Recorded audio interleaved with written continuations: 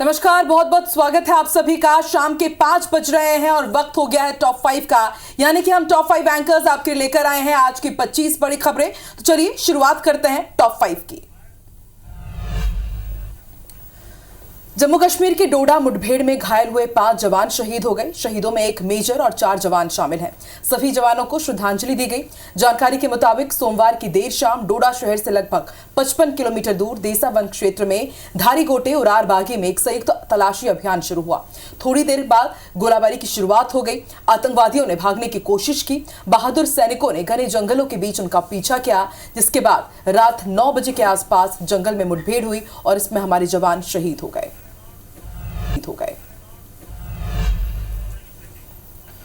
और इसी बीच बड़ी खबर आपको बताते हैं, नीट पेपर लीक केस में सीबीआई ने बड़ा एक्शन लिया है। पेपर चोरी करने वाले 2 आरोपियों की गिरफ्तारी हुई है। पंकज कुमार और राजू सिंह नाम के 2 आरोपियों को गिरफ्तार किया गया है।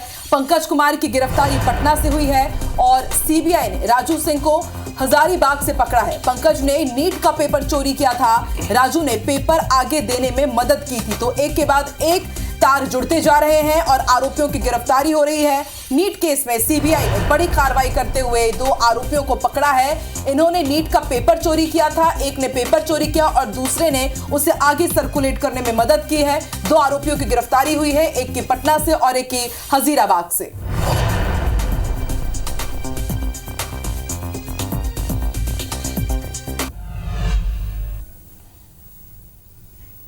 और नीट मामले पर सुप्रीम कोर्ट में सोमवार को सुनवाई हुई और सीजेआई चंद्रचूड़ की बेंच ने देश के सभी हाई कोर्ट में एनटीए के खिलाफ दायर हुई याचिकाओं को ट्रांसफर करने के लिए नोटिस जारी कर दिया है।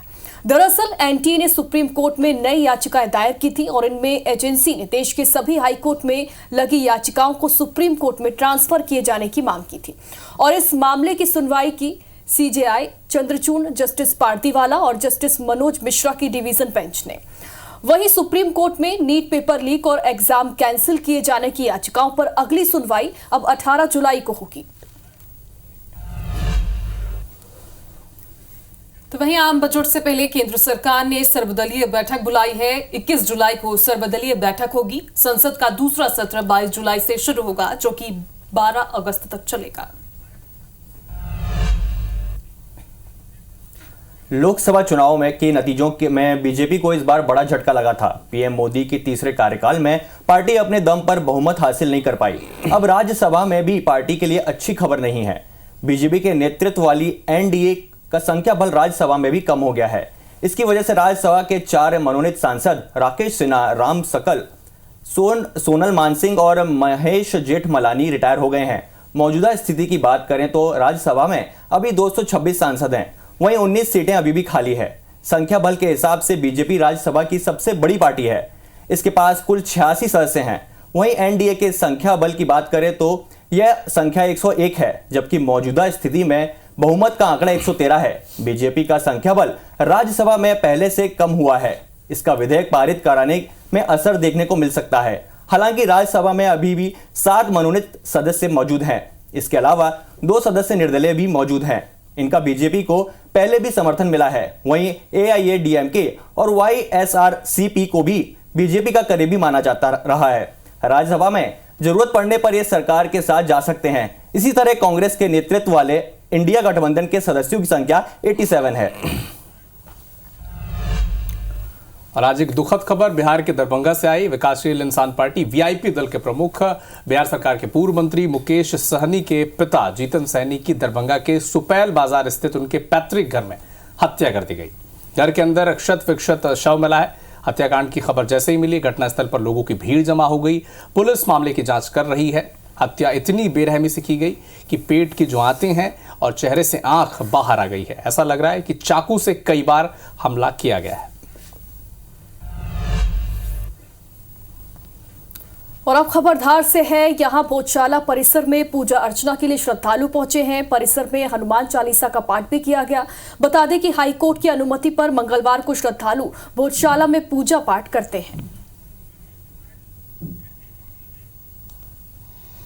हम तो आ रहे हैं जब से ताला लगा है। उसके पहले हमारी लड़कियां आती थी दुर्गा वाहिनी में, और उसके बाद में फिर मैं भी आने लगे उनके साथ में। अंदर यहाँ पर हनुमान चालीसा वगैरह होता है और सरस्वती माँ की वंदना होती है। जो गौशाला है वो हिंदुओं की है और इसे हिंदुओं के पक्ष में ही जाना चाहिए। हिंदुओं के पक्ष का जो है, जो गौशाला मंदिर माँ सरस्वती का मंदिर है और शुरू से ही है और आने वाले समय में भी यहाँ पे पूजा अर्चना की जाएगी। महाराष्ट्र के नासिक से खबर है, जहां बारिश और बाढ़ में फंसे पर्यटक बचाए गए हैं। 200 से ज्यादा पर्यटकों का रेस्क्यू किया गया। रेस्क्यू ऑपरेशन 6 घंटे तक चला। पर्यटक अजनेर पर्वत पर फंस गए थे। वन विभाग ने रेस्क्यू ऑपरेशन चलाकर इन्हें बचाया। वडोदरा पहुंचे हार्दिक पांड्या का जोरदार स्वागत किया गया। हार्दिक के स्वागत के फैंस उमड़ पड़े। हार्दिक पांड्या वर्ल्ड कप जीत के बाद पहली बार वडोदरा पहुंचे हैं। खुली बस में फैंस ने स्वागत किया। सड़कों पर लाखों की भीड़ जुटी थी।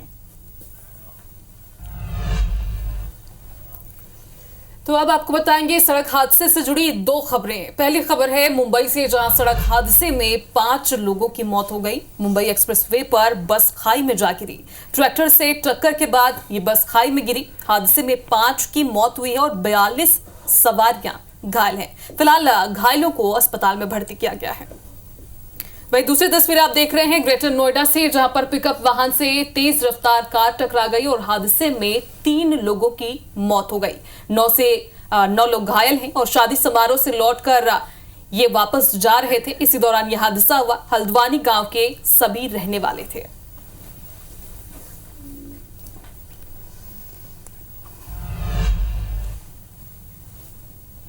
और अब छत्तीसगढ़ में सड़क हादसे से जुड़ी 2 खबरें आपको दिखा रहे हैं। पहली जो खबर है वो सारंगगढ़ से है। अनियंत्रित पिकअप वाहन पलट गया। हादसे में 3 लोगों की मौत हो गई और 20 लोग घायल बताए जा रहे हैं। घायलों को बरमकेला अस्पताल में भर्ती किया गया है। बरमकेला जंगल के पास ये घटना हुई। दूसरी तस्वीर आप कांकेर से देख रहे हैं। सड़क हादसे का वीडियो यहां पर सामने आया। 1 हफ्ते पहले ये सड़क हादसा हुआ था, जिसका वीडियो अब सामने आया है। तेज रफ्तार कार ने स्कूटी को जोरदार टक्कर मारी थी और इस हादसे में युवती की मौत हो गई थी।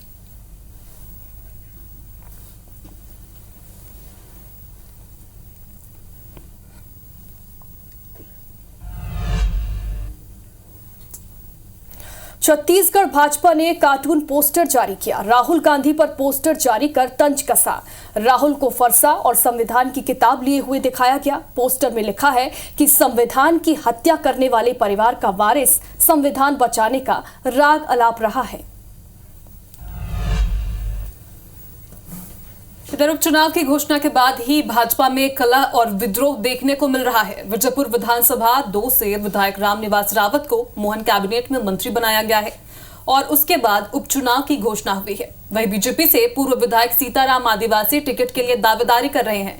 इनके साथ ही उन्होंने मंत्री रामनिवास रावत पर भी निशाना साधा है। साथ ही उन्होंने कहा है कि अगर बीजेपी उन्हें टिकट नहीं देगी तो वे बागी हो जाएंगे और दूसरे पार्टी से बीजेपी के खिलाफ चुनाव लड़ेंगे। बिल्कुल, जब दुनिया ही बदल रही है, सब संसार ही बदल रही है, तो हमें बदलो, हमें क्या लग रही है। नहीं, मुझे टिकट मिलेगा भाई। रामनिवास के पास क्या बाहुल है? 15,000 वोट है रावतन का। हमारे शहरी समाज का 60-70 हज़ार वोट है।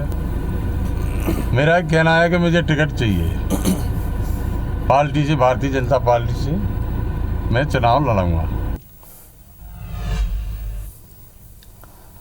और इसी बीच भोपाल से एक बड़ा अपडेट आप तक पहुंचा दें। अलका लांबा पर धमकी देने वाला जो आरोपी था, यह आरोप लगा है उन पर धमकी देने का। महिला कांग्रेस पदाधिकारी मधु शर्मा ने यह आरोप उन पर लगाया है। महिला कांग्रेस की बैठक के दौरान यह विवाद हुआ और बैठक से महिला पदाधिकारी को बाहर निकालने पर यह पूरा मसला शुरू हुआ। जूता मारकर बाहर निकालने की धमकी दी गई। मधु शर्मा का यह आरोप है अलका लांबा पर। महिला कांग्रेस अध्यक्ष अलका लांबा ने धमकी दी है। मधु शर्मा का यह बयान भी सामने आ चुका है। कांग्रेस पार्टी किसी की बपौती नहीं है, यह भी उन्होंने कहा है।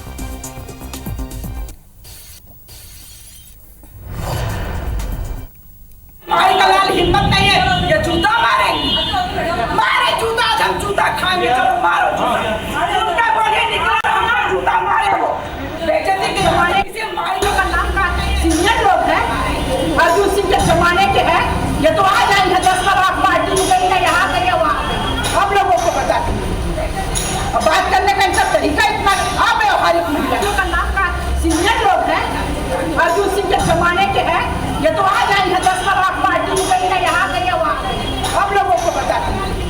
हमारे बात करने का इनका इस तरीका वक्त फोन लाइन पर हमारे साथ जुड़ चुके हैं। नवीन, एक तरफ तो मध्य प्रदेश में कांग्रेस पार्टी की स्थिति क्या है ये सबको पता है, दूसरी तरफ महिला कांग्रेस की बैठक जब होती है तो ये आरोप लगाया जा रहा है, मधु शर्मा एक पदाधिकारी हैं, कि जूता मारकर बाहर निकालने की धमकी उन्हें दी गई है। देखिए अविनाश, आज महिला कांग्रेस की बैठक चल रही थी। अलका लांबा महिला कांग्रेस के राष्ट्रीय अध्यक्ष हैं, आज निरीक्षण करने, समीक्षा करने आई थी क्या रोल रहा विधानसभा और लोकसभा चुनावों में। और उसी दौरान अचानक महिला कांग्रेस की पदाधिकारी हैं, महिला कांग्रेस में महासचिव के पद पर हैं मधु शर्मा, काफी सीनियर लीडर हैं मध्य प्रदेश कांग्रेस की, उनकी कहासुनी हो गई। दावा तो ये किया जा रहा है कि अलका लांबा ने इनको धमकी दी, इनको कहा कि जूता मार के बाहर निकाला जाएगा आपको बैठक से अगर आप इस तरीके से बदतमीजी करेंगे, इस तरीके से अगर अपनी बात रखेंगी। तो यही बात उनको नागवार गुजरी मधु शर्मा को, और वो बाहर आके देखिए दर्शक भी हमारे समझ पा रहे होंगे उनके जेस्चर पोस्टर देखे कितने नाराज हैं, अंदर किस तरीके का विवाद शुरू कहां से हुआ था? देखिए फिलहाल समीक्षा चल रही है कि विधानसभा और लोकसभा चुनाव में महिला कांग्रेस का क्या रोल रहा, किस तरीके से उन्होंने काम किया परफॉर्मेंस को लेकर। तो यही विवाद की जड़ थी, इसी बात को लेकर इन्होंने कुछ बात कही कि मध्य प्रदेश महिला कांग्रेस के संगठन ने उस तरीके से काम नहीं किया जिस तरीके से करना चाहिए था। विवा पटेल मध्य प्रदेश महिला कांग्रेस की अध्यक्ष हैं और राष्ट्रीय अध्यक्ष अलका लांबा है, दोनों पर ही गंभीर आरोप लगाए थे और शायद यही विवाद की जड़ थी। क्योंकि बंद कमरे में बैठक हो रही थी तो एग्जैक्ट विवाद किस वजह से हुआ, क्या बात हुई, ये शेयर नहीं कर पा रहे हैं। लेकिन ये जरूर है कि बाहर निकलने के बाद मधु शर्मा ने ये कहा कि जब मैंने अपनी बात रखी तो उसी दौरान अलका लांबा ने ये कहा कि अगर आप चुप नहीं हुई तो आपको जूता मार के बैठक से बाहर निकाल दिया जाएगा। तो इसी बात पर नाराज हुई हैं। वो कह रहे हैं कि मैं बरसों से कांग्रेस पार्टी से जुड़ी हुई हूँ, किसी की हिम्मत आज तक ऐसी नहीं हुई कोई इस तरीके से बात करे, मान स्वाभिमान का हवाला दे रही हैं वो। और ये भी कह रहे हैं इस मसले पर किसी कांग्रेस के बड़े नेता की प्रतिक्रिया सामने आई है क्या नवीन?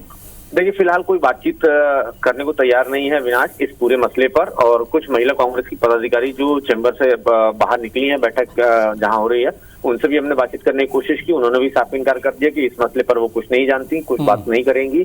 जाहिर सी बात है तैश में और गुस्से में निकली हैं और उनके निकलने के बाद दरवाजे लॉक कर दिए गए हैं ताकि वो दोबारा अंदर ना आए।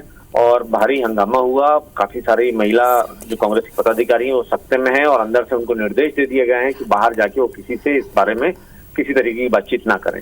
ठीक है नवीन, आप नजर बना के रखिएगा इस खबर पर, अपडेट आपसे हम लगातार लेते रहेंगे।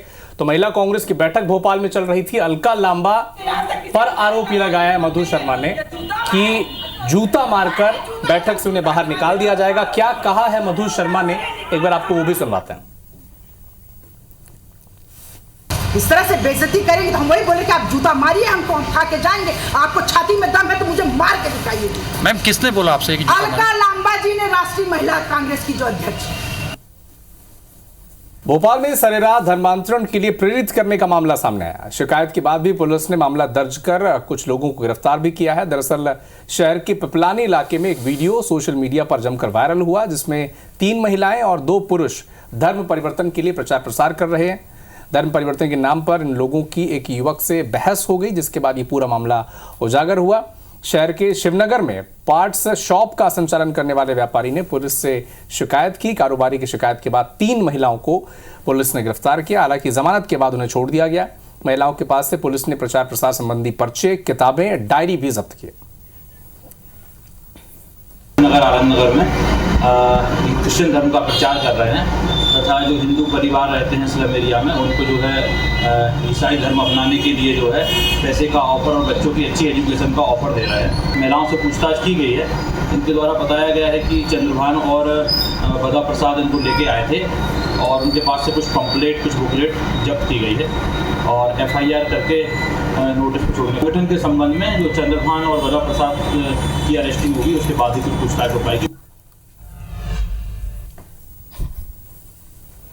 ग्वालियर के उटेला में तांत्रिक ने महिला के साथ दुष्कर्म की घटना को अंजाम दिया। दरअसल पीड़ित महिला पति की शराब छुड़ाने तांत्रिक के पास पहुंची थी और इसी दौरान आरोपी ने महिला और उसके पति पर काली शक्तियों का साया बताया। साथ ही तांत्रिक ने यह भी कहा कि महिला और उसके पति का उतारा करना पड़ेगा और इसके बाद तांत्रिक ने महिला को झांसे में लेकर दुष्कर्म किया।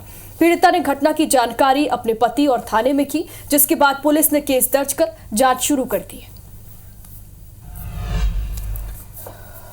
बलौदाबाजार में हिंसा और आगजनी के मामले में अपडेट है। दिनेश चतुर्वेदी ने साथी हेमंत बंजारे के साथ सरेंडर कर दिया है। दिनेश चतुर्वेदी भीम रेजिमेंट के प्रदेश अध्यक्ष हैं।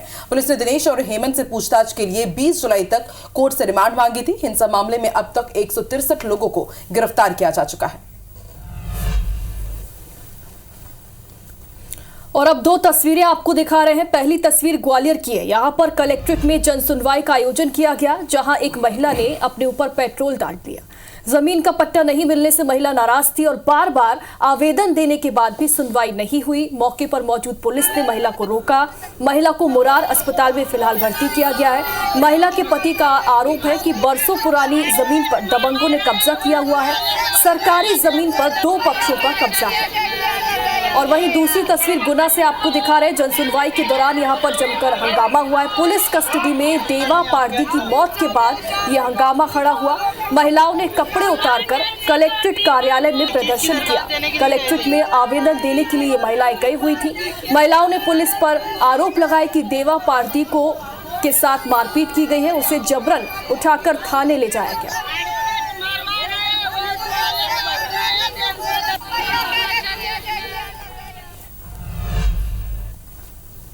और अब रुक करते हैं रायपुर का। बड़ी खबर मिल रही है। गौ तस्करी रोकने के लिए सरकार की बड़ी पहल सामने आई है। सरकार ने पुलिस के लिए एक परिपत्र जारी किया है। डीजीपी अशोक जुनेजा ने यह परिपत्र जारी किया है। पुलिस अधिकारियों के लिए इसमें कार्य निर्देश है। गौ तस्करी पकड़े जाने पर अब बड़ी कार्रवाई होगी। पूरी रूट के पुलिस अधिकारी उसके लिए दोषी होंगे। सभी के सर्विस बुक में नेगेटिव रिमार्क दर्ज किया जाएगा और यदि 5 नेगेटिव रिमार्क होंगे तो उसके बाद उस पुलिस अधिकारी के खिलाफ अनुशासनात्मक कार्रवाई की जाएगी। किसानों के पशुओं की तस्करी पर कार्रवाई के निर्देश दिए गए हैं। तो इस वक्त की बड़ी खबर है, बड़ी पहल सरकार की। अब इसकी जिम्मेदारी उस रूट के जितने भी पुलिस अधिकारी होंगे उनके ऊपर होगी। इस वक्त की बेहद बड़ी खबर, क्योंकि बीते दिनों से हम देख रहे हैं कि गौ तस्करी के कई मामले सामने आए हैं और अब गौ तस्करी को रोकने के लिए सरकार ने बड़ी पहल की है। डीजीपी अशोक जुनेजा ने बाकायदा इसका परिपत्र जारी कर दिया है। तो पुलिस अधिकारियों को अब किस तरह से काम करना है, इसका निर्देश जारी किया गया है। इस परिपत्र के हिसाब से यदि किसी भी रूट में गौ तस्करी का मामला सामने आता है तो उस पूरी रूट के पुलिस अधिकारी उसके दोषी माने जाएंगे और आपके जो सर्विस बुक है उसमें नेगेटिव रिमार्क भी लिखा जाएगा। और यदि 5 नेगेटिव रिमार्क होते हैं तो फिर आपके खिलाफ अनुशासनात्मक कार्रवाई भी की जाएगी। गौ तस्करी करने पर 7 साल की सजा होगी। ये डिप्टी सीएम विजय शर्मा ने भी कहा है। 50,000 रुपए तक जुर्माने का प्रावधान होगा। आरोपी को बेगुनाही के सबूत देने होंगे। गौ तस्करी होगा संज्ञेय और गैर जमानती अपराध। सक्षम अधिकारी की अनुमति से ही गौवंश का परिवहन होगा।